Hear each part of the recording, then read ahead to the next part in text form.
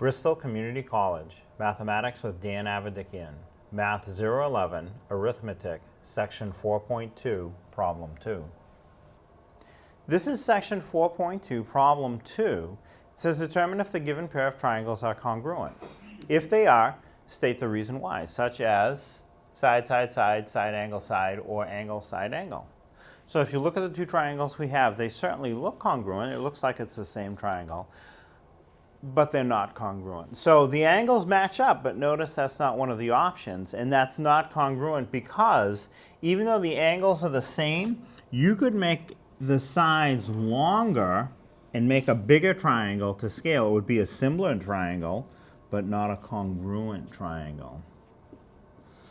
That would still have the same angles, you just made all the sides longer. So the conclusion for problem 2 is they are not congruent.